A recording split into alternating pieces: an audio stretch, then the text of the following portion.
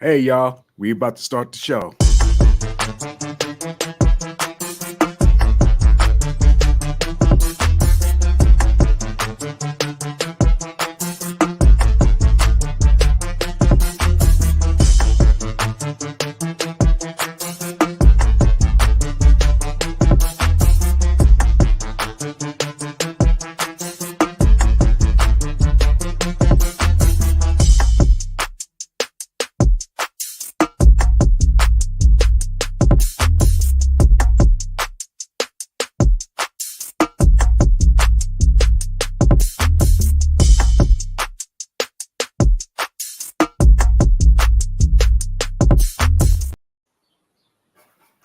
It must be 10:30 on a Saturday morning, and it must be the Spin That Back show.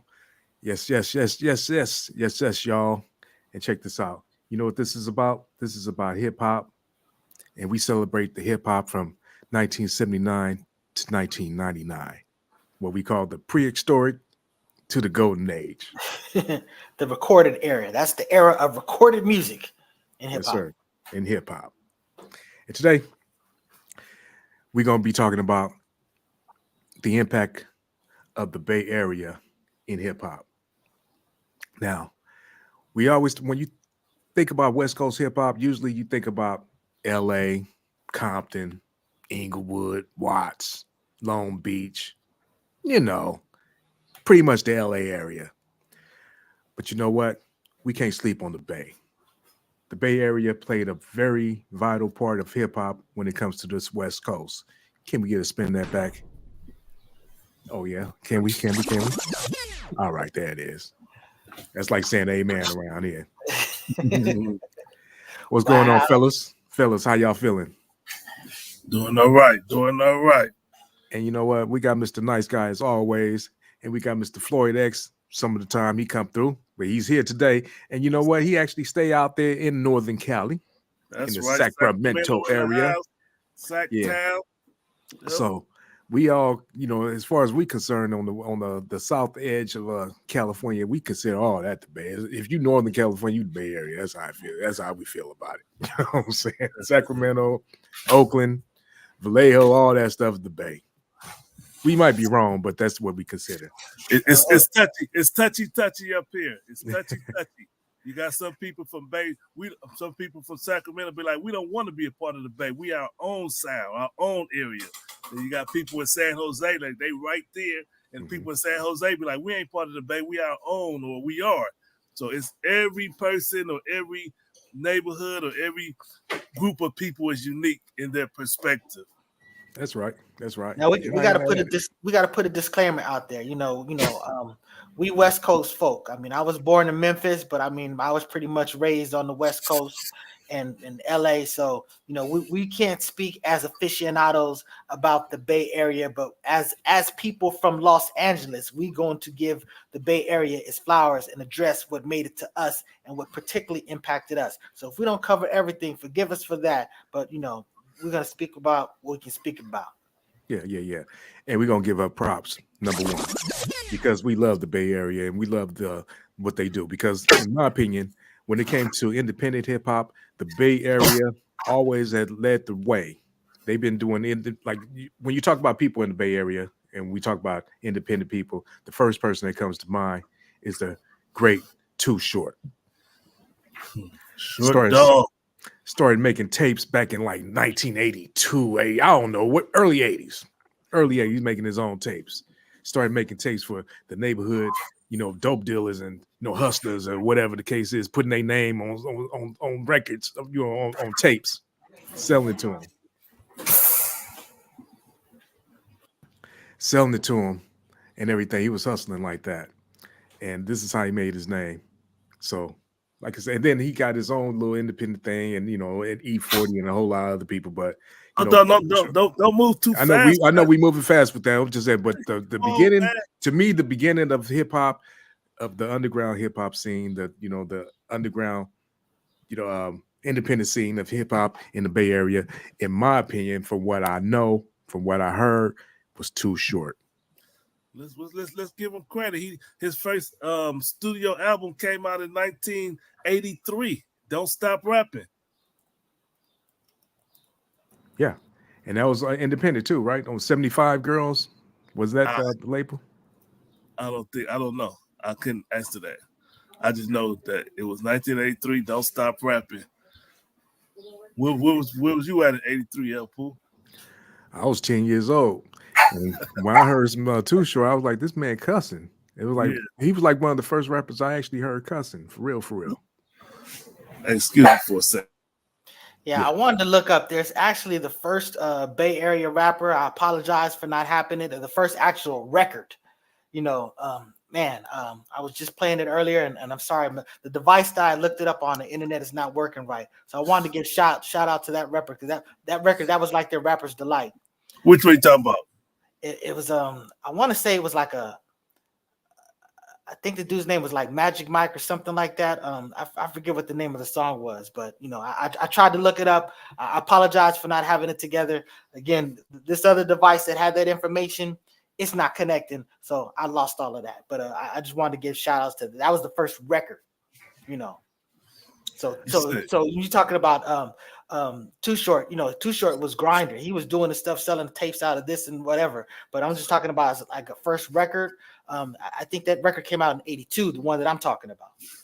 And it was the first one. So a lot of them, the people from the Bay Area, they know that song right off the bat. So I'm trying to give props to that song and to that rapper. But I apologize for not having the particular. Hey man, you can't put somebody before E40 and Too Short without the proper info, Mr. Nice Guy. Hey, What's going the on first, over here, first man? you putting it, you getting the information? You about to put it out there, or you just saying? Well, The hold fact, on, y'all. Hold on. Before we even go there, let me just go ahead and say this.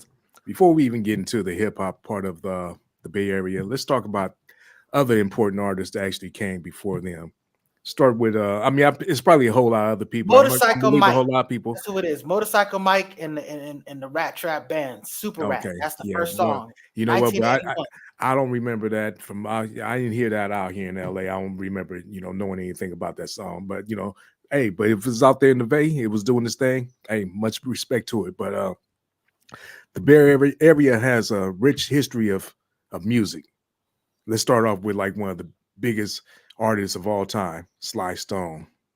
Then you can go up to people like Tony. Then you got your In Vogues, and you got people like Kawabale. So don't sleep on the Bay Area. The Bay Area is known for music. So I just want to throw that out there.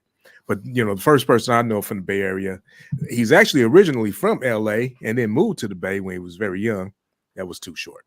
So I just want to throw that out there. And then there was before I even heard of E40, there was Mac Dre. Nah, I didn't hear him, but I know Mac Dre was out there making. I mean, I ain't gonna say before E40. E40 probably actually came before him, but Mac Dre was making some noise out there back in 89, 90, very early too. Then there was 40, what I'm saying, doing his thing, the click and everything. In fact, let's put up some before I get to going too fast, because I know I'm moving too fast, right, Floyd? yeah. Come on, man. We gotta go down Too Short discography. Talk about the legendary moves he made. All right, let's talk about the Too Short then. Let's talk about Too Short. What's going on? Coming out. And that's a young Too Short right there in this picture Yeah. too. He started in '83, and he was like one of the first, not one of the first, but one of the primaries to come out with all that cussing. I remember when I used to listen to Too Short, I'd sit there and had a my little baby boom box, and I sit there and play it like this, bumping Too Short, because I didn't want my parents to hear me listen to all this filthy ass freaky tales. These are details that you know so well. I met her name. Come on, man. Just going down a list of women that he had sex with, naming them and telling them what their specialty was. Nobody was doing that. Come on, man. Not to mention his favorite word and the way that he said it. Yeah. Yeah. So, it's like Snoop Dogg made it famous for basically regurgitating what Too Short had been doing for the longest. So Yeah. Oh, Just okay. write it out. Come on, man. The videos he used to come with was on point. Like, man, just one after the next, and consistency. And he did like a lot of his own production. Not all of it, but a lot of it. Come on, that dude is a legend, man. Too Short is a legend, Bay Area legend, West Coast legend, hip hop legend around the world. Too Short doing his thing. And then we gonna if we gonna stay on Too Short, we got to talk about he is the one. And I'm going on record. If y'all don't know, let me full screen. I'm gonna go on record and say Too Short is the one that got Atlanta popping. If you don't know that, Too Short is the reason that Atlanta is what it is today. He the one that moved out there and brought those people to life. Got signed up with Little John and I forget who else, but he blamed Too Short for Atlanta being at the top of the hip hop during their rise. That's my favorite Too Short song, Blow the Whistle. Blow the whistle. Hell yeah. You're saying a lot right there. I mean, I know he went out there early 90s, right? Like what, 92, somewhere around up in there? Yeah. 92, 93? Because he Oakland got real dangerous. Wasn't it was dangerous for him, you know what I'm saying? Because he was had some little issues. No. It was some issues going on. I mean, we're not gonna get into the whole thing, but it was some stuff going on out there. So he's like, man, let me just get. He didn't get ran out of his town. Mouth. I'm not saying he get ran out. I'm just saying. I'm not gonna say that, but somebody else did say that. Some rappers did say that they ran him up out. It was completely wrong because listen. I live in Sacramento, and a lot of people from the Bay or Oakland particularly moved to Sacramento, and you can't open your mouth out here like that. Oh, I heard so and so said, "Oh hell no!" Nah. That come on, listen. Let me just get it straight. Too Short is well rooted in Oakland, well rooted, well respected. Everybody that know him, and they don't play about Too Short in Oakland. I'm going to put it out there like that. Yes, you come out your mouth wrong about Too Short, you're going to get some side eyes, and if you keep going, fist about to blow. Straight up. Too Short is well respected out here in Oakland and the Bay Area, all that. Hey, spin that back one time for Too Short. Yeah. He is the man. Don't get it wrong, but I'm just saying. But it is on record. I ain't gonna say the name of the group. I ain't gonna say the song or anything like that. But they did say, you know what I'm talking. Everybody know what I'm talking about. I live in LA. I don't know, but I'm just saying what I heard. But you know what? But Too Short is the OG. You better stand up to your OG. Spin that back one time. Yep. And the brother. What you got to say? What you got to say, Mr. Nice Guy, about that? No, I'm just saying that you got to understand a lot of these artists were getting shook down. I mean, there's a lot of criminal stuff that's going on behind the scene that forces them to move out of where they did. I mean, Cool G Rap Notorious was a situation where he had to move out. I know that ODB was a situation where he got shot. I mean, it's just that you got to understand these rappers have real beef and real problems in situations. They don't make them a punk. They make them smart to get up out of a dangerous situation, especially when your family's involved. So again, I heard him out his mouth saying that he left it because it was just too much going on there. But shout out to Show Dog. Again, I wasn't really into his music, so I can't really speak on that stuff. That wasn't really for me. But Blow the Whistle definitely crossed over into what I really like. So I mean, and it's one of my favorite songs. When it's played in the club changes. So that's an amazing song. Yeah, I mean, he got a gang of them. Like you play his song and they go for days. He got songs for days. Do he got a greatest hit album? Because yes, he does. He need like 3 of them, man. Exactly. He need he do. Yes. But let's not spend all the time on the show, man. We spend like a quarter of the time. Let's go to let's go to 40. But you know what? But 40, we can stay on 40 for a while too, because 40 been doing it a long time. But I didn't hear about him personally. Like I say, I'm in LA. First time I heard of him was that Captain Saberho. Yeah, that's the first song I heard from him, and I was kind of hating on it. Like, what is this? What is he talking about? It took a while to grow on me, but man, yeah, 40 is man, and he's still relevant to this day. Spin that back one time. I love 40 to this day. He's one of my favorite rappers of all time, straight up. Just think about it, Captain Saberho. When you make a song that basically just has such a cultural impact where basically the thing that you say just becomes just like it's like Kleenex or Xerox, you know what I'm saying? Captain Saberho. That's such a term of that's used so big for him to blow it up like that. I mean, it's just and it's still used today. Yeah, that came out like 90. Album called Federal, I believe it was. I think it was that album, the first one, his first studio release. And okay, yeah, I don't know, I forgot, but yeah, or the Mailman or one of those. Federal, Okay, in a that was the major first way one. was the next one. So Federal was the first one, 92. And the first one I heard from him, and I hated this song. I practiced looking hard. I hated that song because I saw the video first. I was like, who is this fat nigga? I take and I practice looking hard. The language, the lingo, I hated everything about that song. I did. Yeah, No it was BS. hard to catch on to, being from out here. Yeah. I said, who walks E40. around practice looking hard? E40 is one of those dudes that really doesn't translate well to a lot of people on the East Coast. I mean, if we have Victor on the show, he'd probably tell you about that. I mean, they look, a lot of people on the East Coast look at him the way a lot of people all over the world look at Silk the Shocker. You know what I'm saying? But I mean, he's got his own flavor. I think he's real dope. I mean, again, that's not my real lane of music, but a lot of stuff he did absolutely did cross over into my lane. When you're talking about, Ghost riding the whip and all these things, I mean, these are cultural phenomenons. So now you're referring to these things for anything. You know what I'm saying? So it's just Not like, only that, let me throw this in here too. You know what Shizzle, my nizzle, and all that came from? Yeah. E40.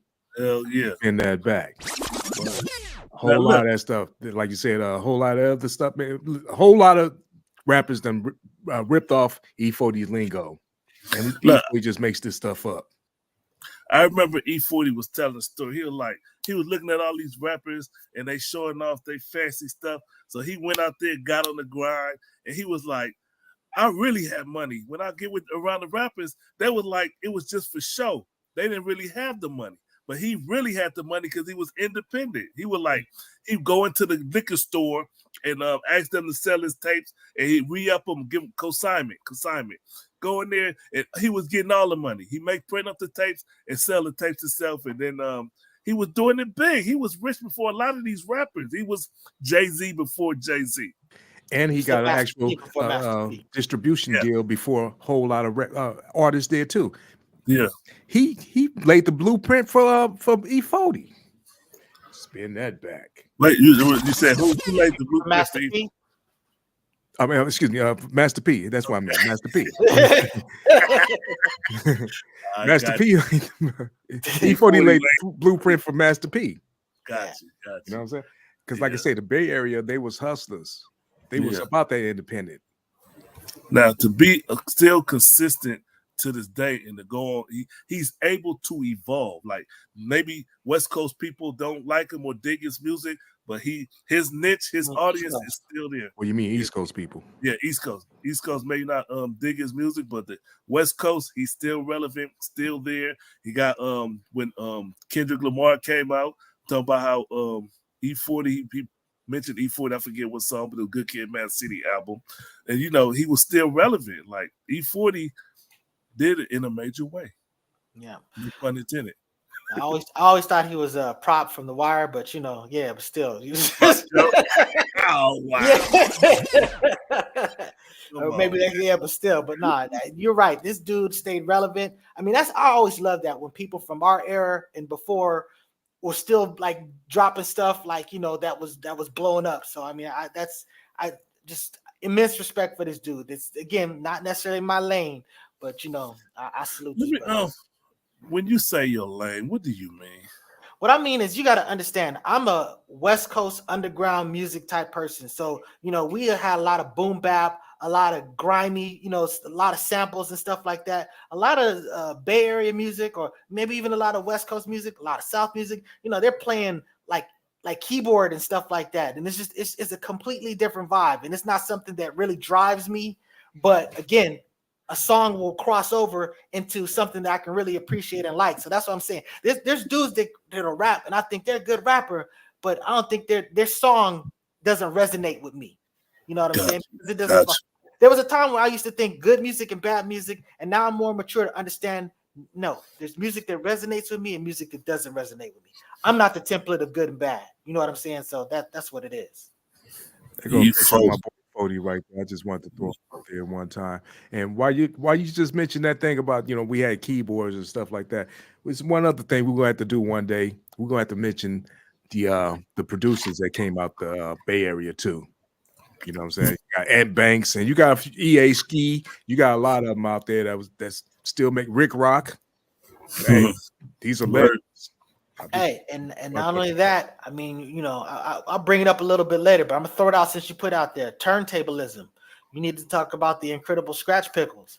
I mean, DJ Qbert, who was winning, the DMC competitions and stuff like that. These Filipinos represented heavily in the underground hip hop movement. So you got to shout out to again, that's hip hop too. So that's the essence. The essence. Hey, spin that back one time. Hey, I wanna coin a term real quick because you said the Filipinos.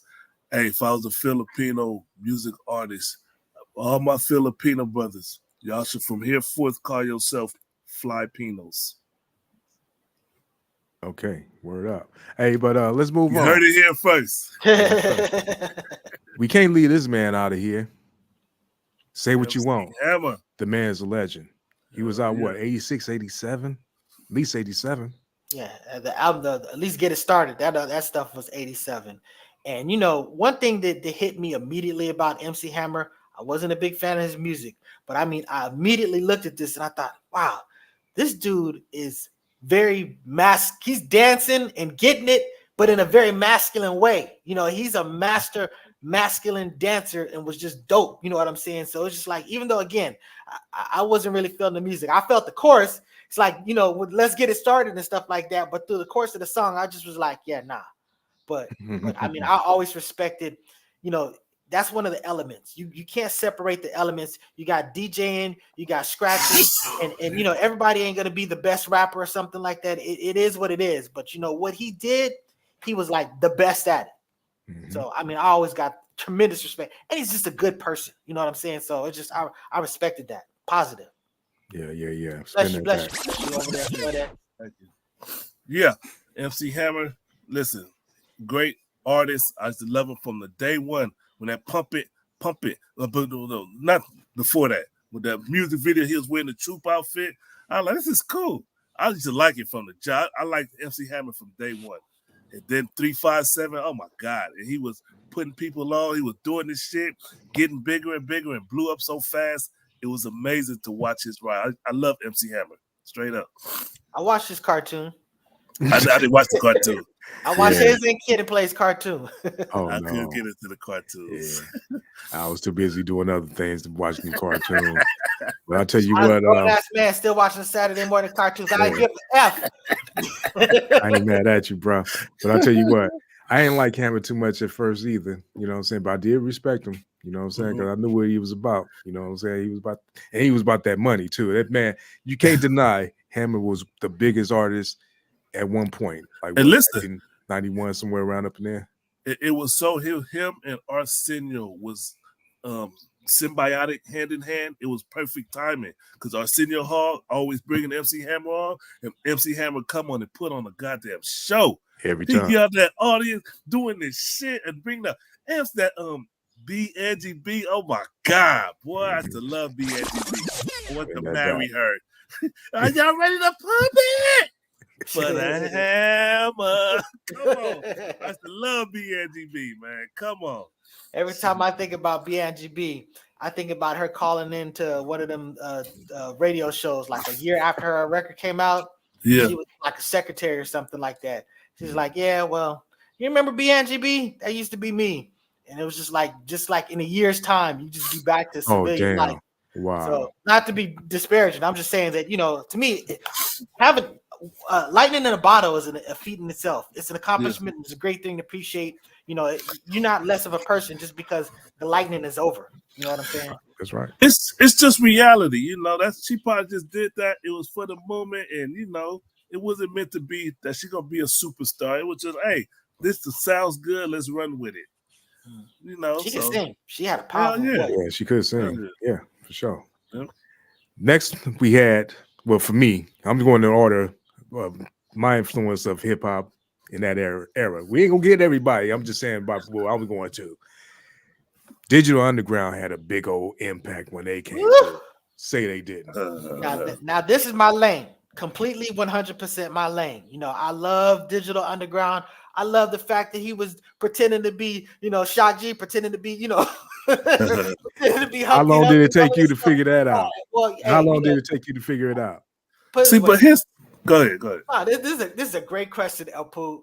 I took it. Hey, if they're saying that they're two different people, then okay. You know what I'm saying? And then when he had his brother pretending to be him, like they were on That's what I was gonna say. show. I was Exactly. They like had sitting there like, everybody. We I was was like, fooled oh, for he really years. is. They We are was really are fooled. two different people. Yeah, we was fooled for That years. confused me. I like Yeah, it is so, two you know, different people. Just yeah, that same thing you just exactly. said.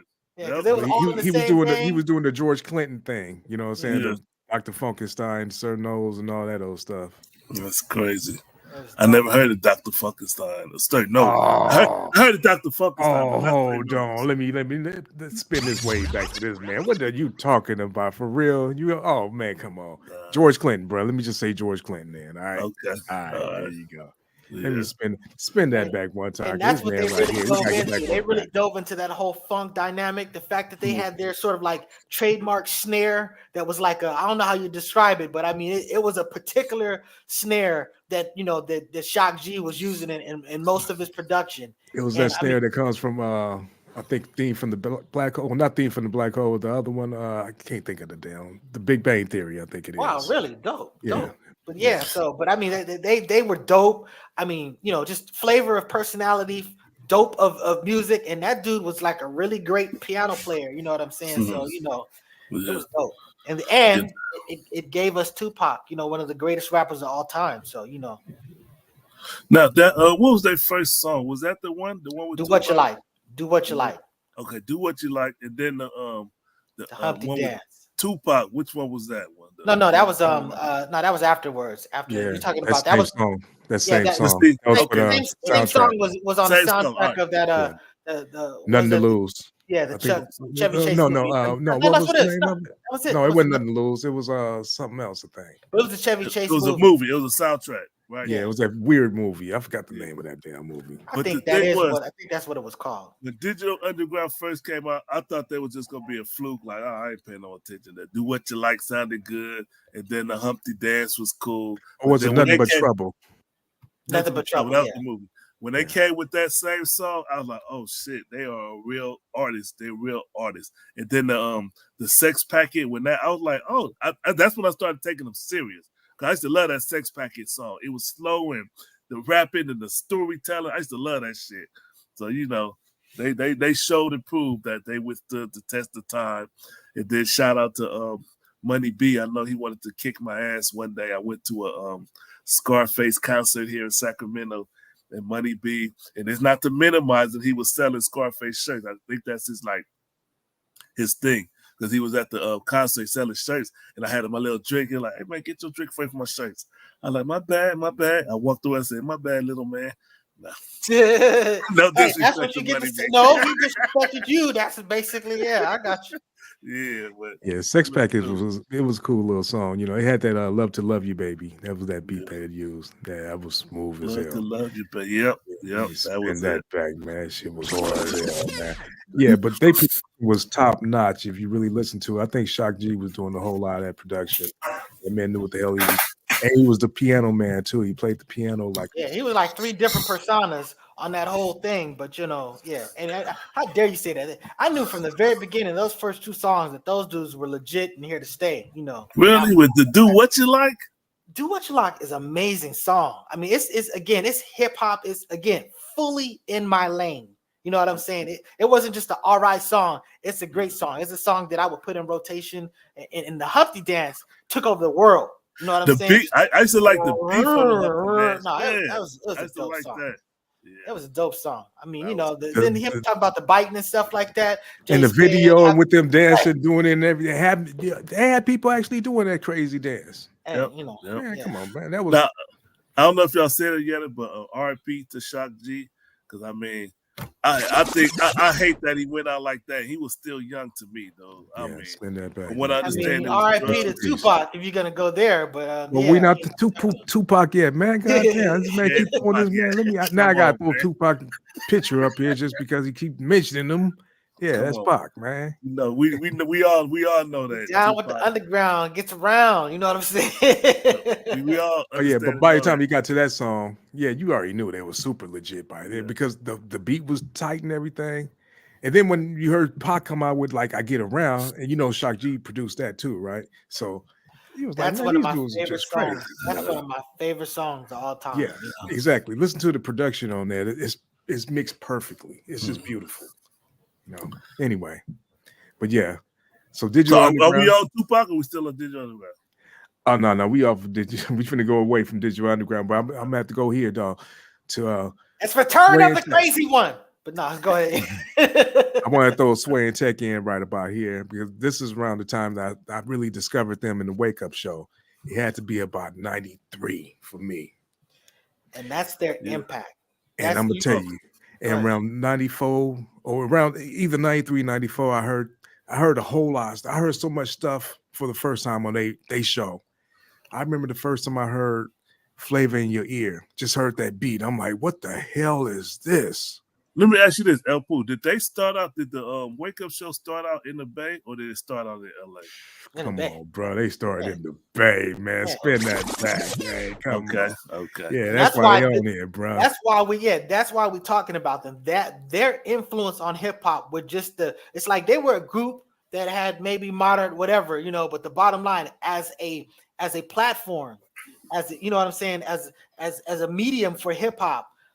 I mean, they're in the annals of you talking about like K-Day, or you're talking about what Arsenio did, or you're talking about, you know, whatever, you know. See, nice guy.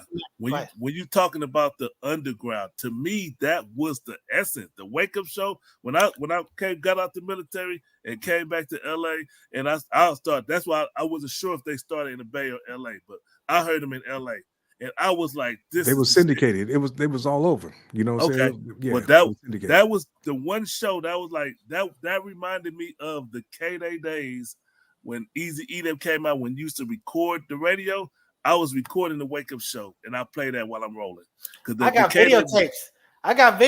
You know what I'm saying? It was like a big deal. You know what I'm saying? So you Videotapes talk for what? about of the Wake Up Show, and I'm just saying you got to understand that when you talk about Wait a minute, you got actual video? Yeah, I'm trying to understand what you mean. Yeah, video. I got videotape. Wait a minute.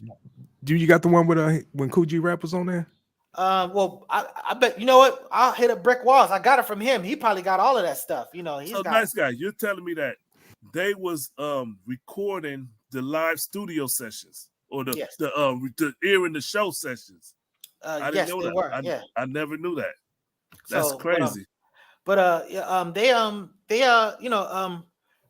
They were absolutely repping the underground. That was underground hip hop. You're talking about the fact that they had people up there, you know, freestyling and battling and stuff like that.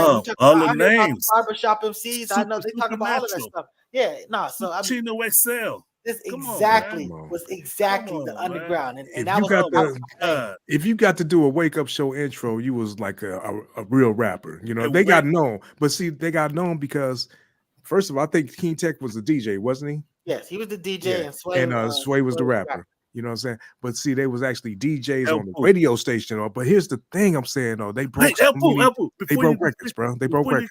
Before you get past that, I want to get a consensus. Who was the one that killed the intro? Oh, come on. It's been so many, man. No, but it's one that's always stand out. I forgot. Go ahead and say it. If you say it, I'll know. Lauryn Hill. That intro she did. I forgot, but I heard so many good ones, though, bro. Okay. I'm about to sneeze. Wait, hold on. Get it back for one time. Oh, nobody say nothing about Miss Jenkins. I'm surprised that y'all not like that intro that they do for the Wake Up Show. She just starts saying stuff. I think it was the Fuji, but she was the standout. Lauryn Hill was the standout. She was always the damn standout on the Fuji's. Man, spin that back one time. Yeah, because that's what we loved about Lauryn Hill. When the Fugees was out there, even on the first album that they said just sold 10 records, you know what I'm saying? She was still the standout right there. But she killed it on Somebody that. didn't somebody say that on when they was dissing? They were like, "Yeah, the girls." your best one. Yeah, exactly. I wasn't gonna go there, El Poo, but I was literally the thing I was thinking about the diss. It was like, yeah, your hardest one is a female, something like that. Yeah. Yep. Yeah, 'cause they were going after people, but we don't want to get too. We don't want to.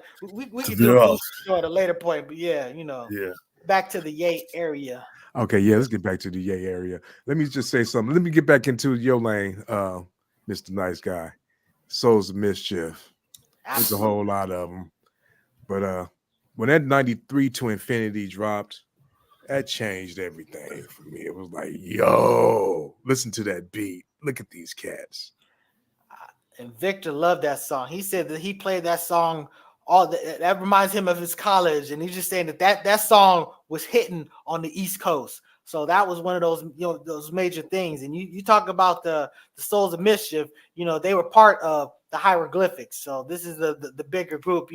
Sort of led by this guy Del the funky Homo sapien. So Oh, see, you teaching right now. Hold on. Let's spin it back. Yeah. Okay. Yo, the funky Homo sapien, who is AKA Ice Cube's cousin, AKA wrote some of Ice Cube's rhymes on some of his early albums. Let's keep it real, y'all.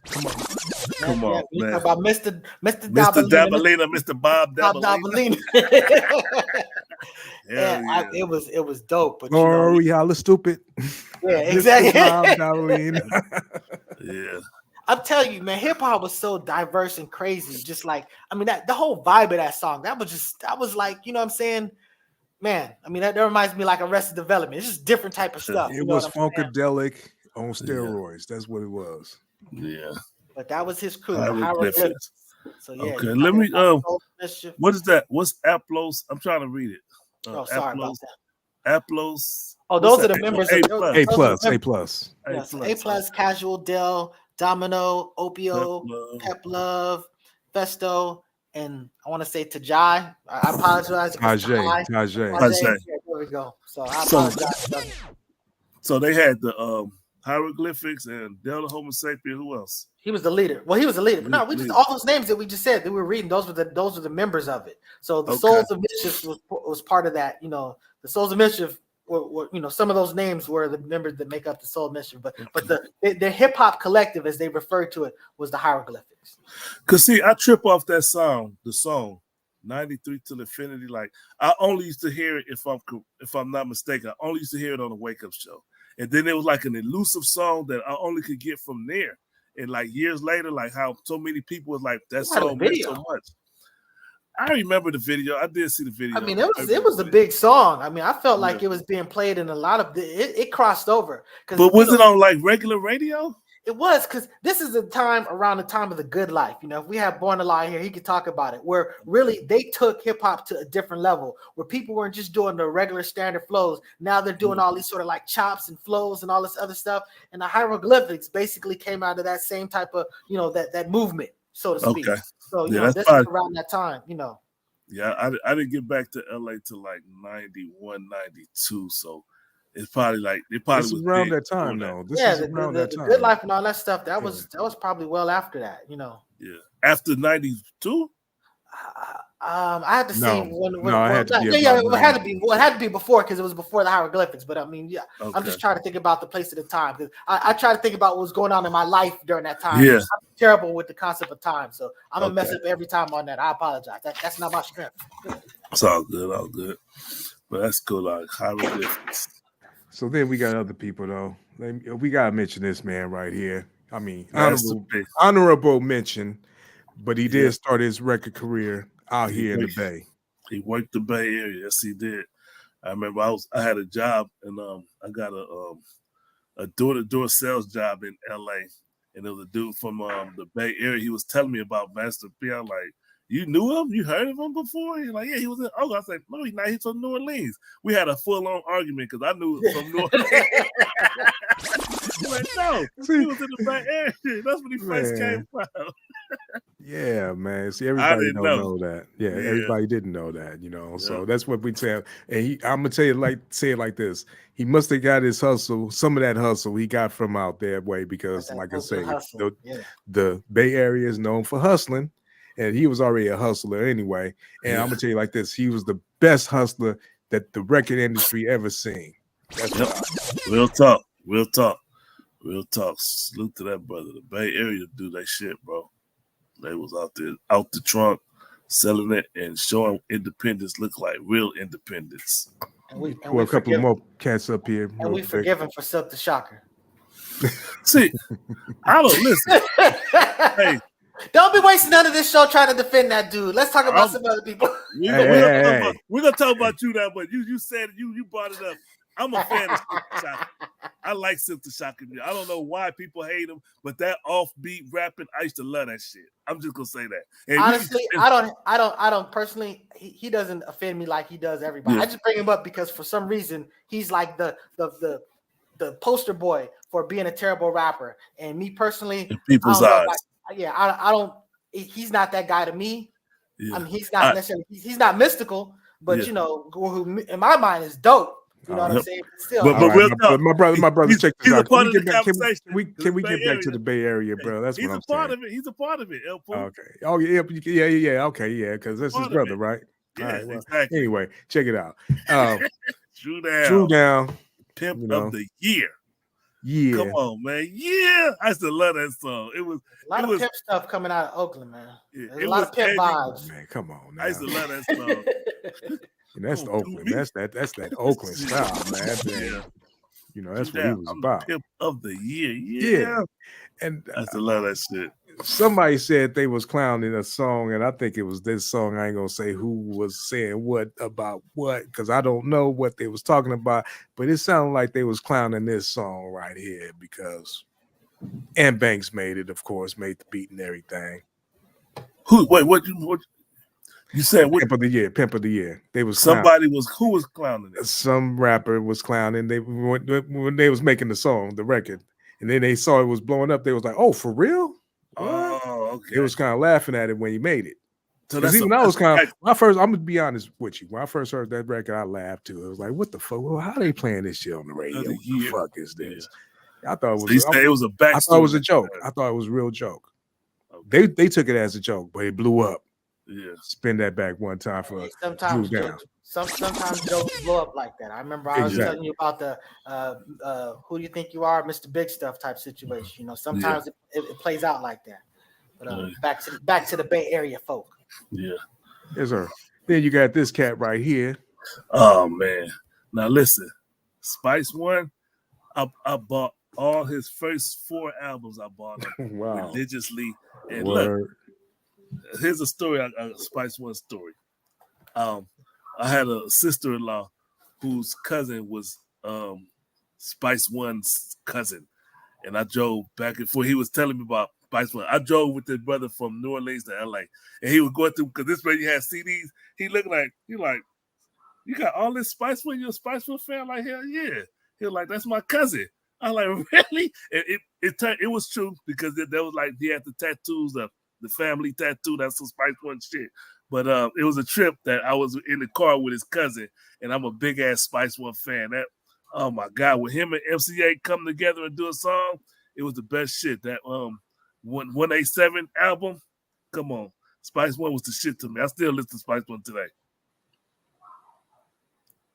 Well, big spin that back for Spice One because I didn't like him since 187. Whatever that she wrote, I was like, I don't like this because it sounded like it was generic to me. It was like, what the fuck? You know, anybody could have made that. Wasn't my line. Wasn't my lane at all. Wasn't my lane at all.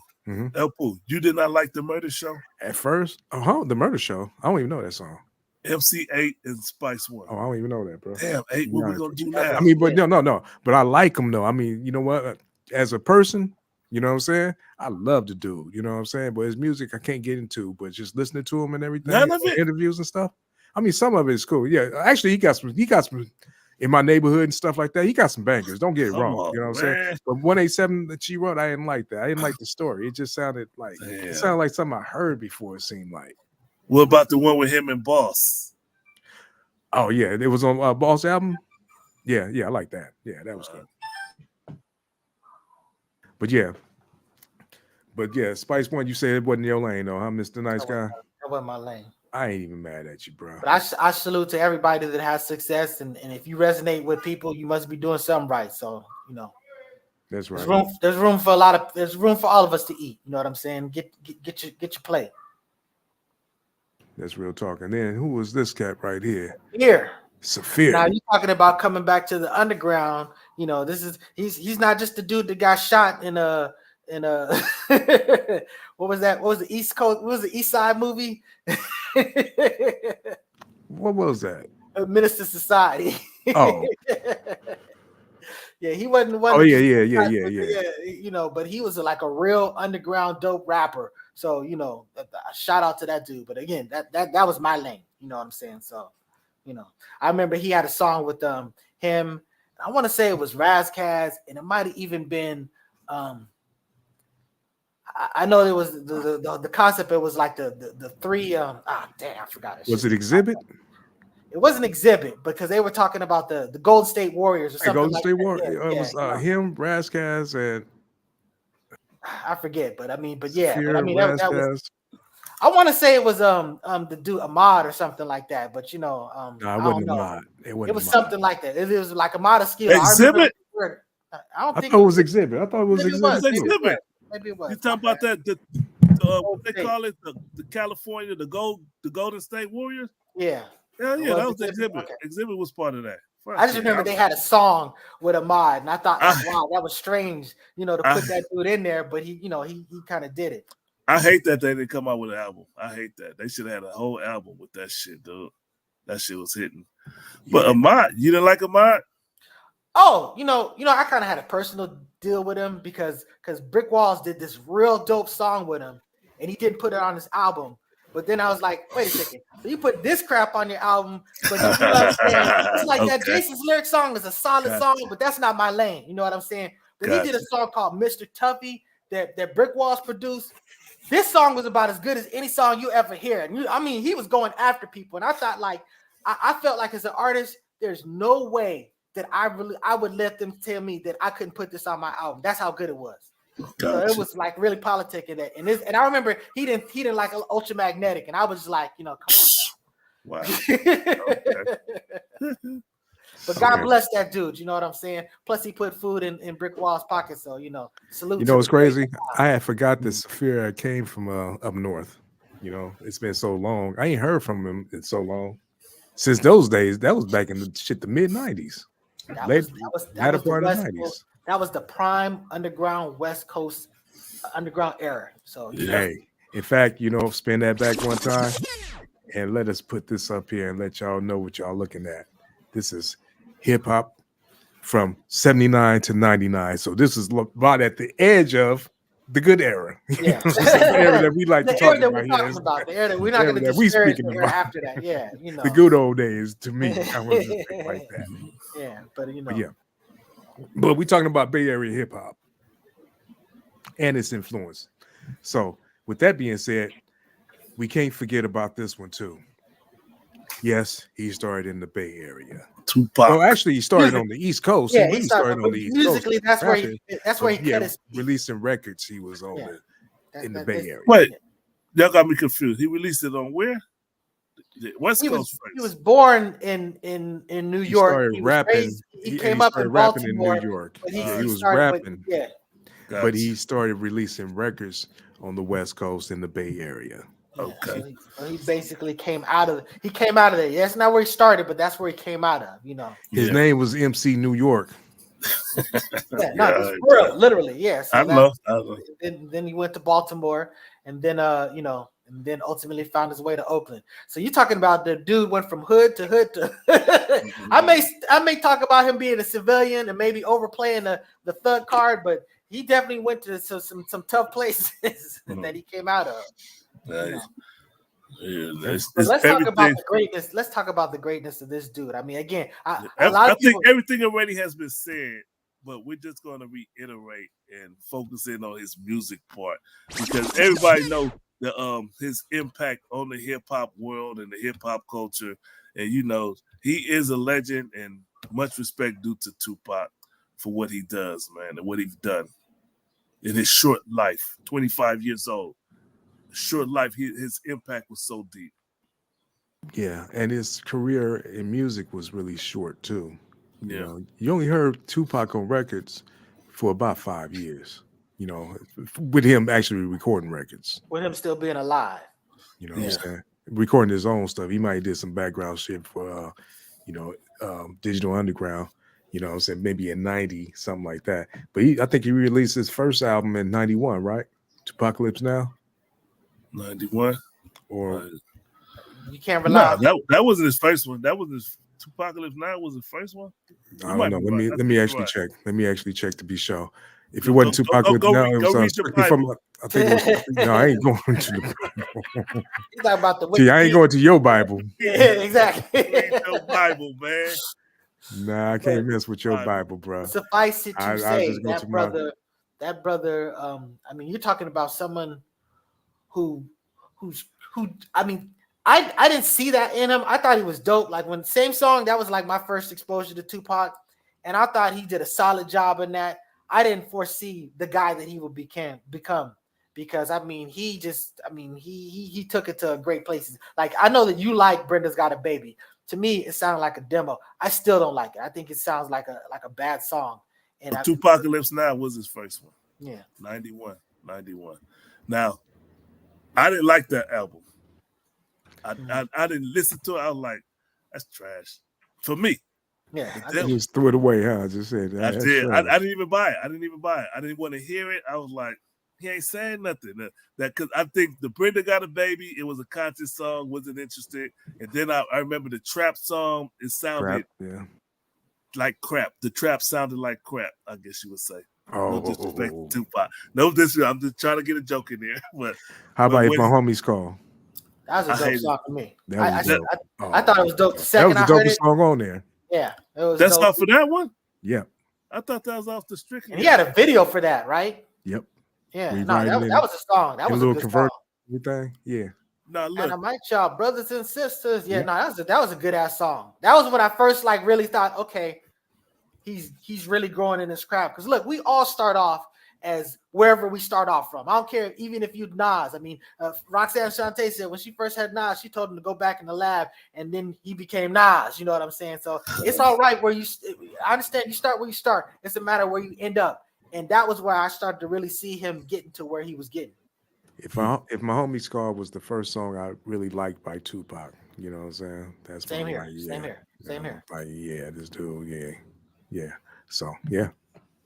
you're right. So if my homies calls was off that album, yeah, when Strictly for My Nigga came out, oh my god, that's when I was a diehard Tupac fan because I was in the Navy in Japan, and every time we was cleaning up the berthing area, I played Strictly. I'd be blasting that shit, and everybody knew it was time for me to clean the berthing. Whenever it was my time, they'll hear that Strictly for My Nigga, cock and cheese. Come on, man, I used to love that album. Yo, Lord, can I get fucked up for this one? Come on, man, that was like the best shit, bro. That was the best shit. That Tupac Strictly for My Niggas album, that was it for me. Yeah. I honestly I didn't even play that album till probably about 4 weeks ago.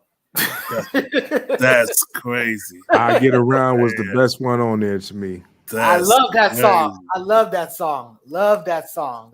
But I mean, he didn't motivate me to listen to the rest of his stuff. So I never peeped it out. It wasn't until we had some show that we were doing about it. I was like, let me go listen to this dude's discography.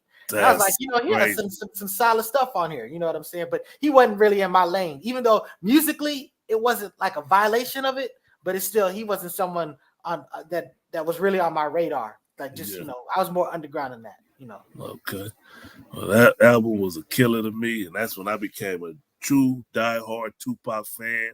And then 2 years later, Me Against the World came out. Oh man! Did you get the Thug Life album? You didn't get that, huh? You slept on I that did. one. I got Thug Life. I used to love Thug Life too. Thug Life. I used to love Thug Life album. Go out a little liquor.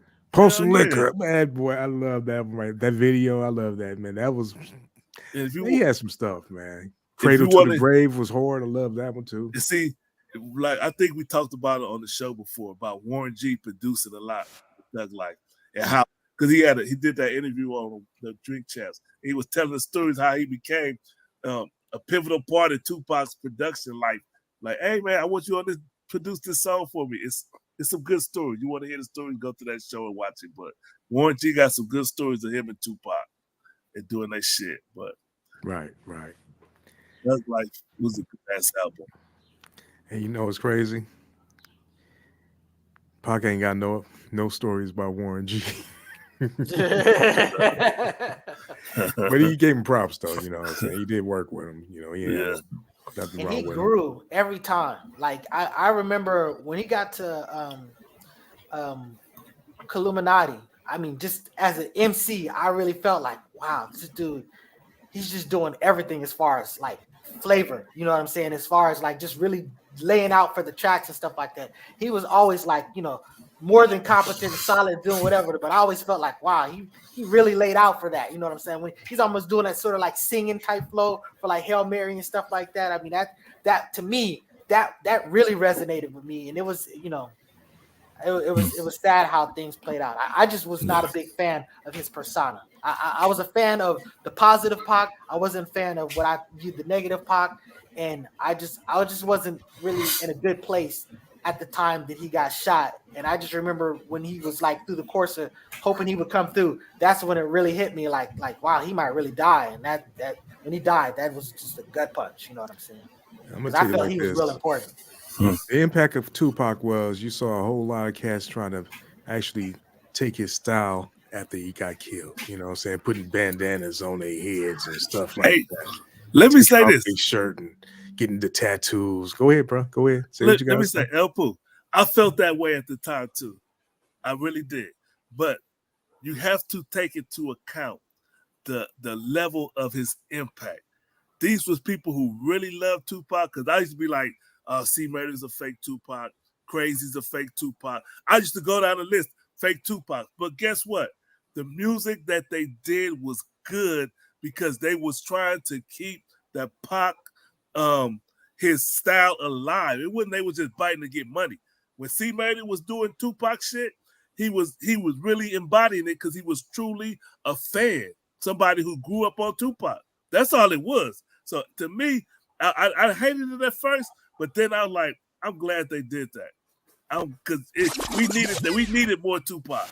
We didn't get enough. We didn't get enough. We got a whole bunch. When he was gone, he was still releasing stuff. We got a whole lot of Tupac, but I understand what you're But saying. it wasn't Too much Tupac. we didn't get enough. I don't think we got enough of a timely, current time. Like if he come out and see what's going on in the world rapping Tupac, we didn't get enough of it. So I was okay with the we never get imitators. Anybody that died, we never get. Shout out to Ja Rule with the bandana. Holla, holla. DMX said, "I'm not the second Tupac. I'm the first DMX." That's real. But you know, but DMX, he was different. He was a different beast. I never think he was trying to be like Tupac. You know but you saw the likeness was similar. The shirt off, bandana on his head. It was similar. Well, it wasn't similar. Even when Nas did it, it wasn't really the same. But Tupac was doing it. It had that West Coast feel when he actually threw that bandana on his head. Let's say this. They was raised off of Tupac. Right. That's all I'm saying. Yeah, I got you.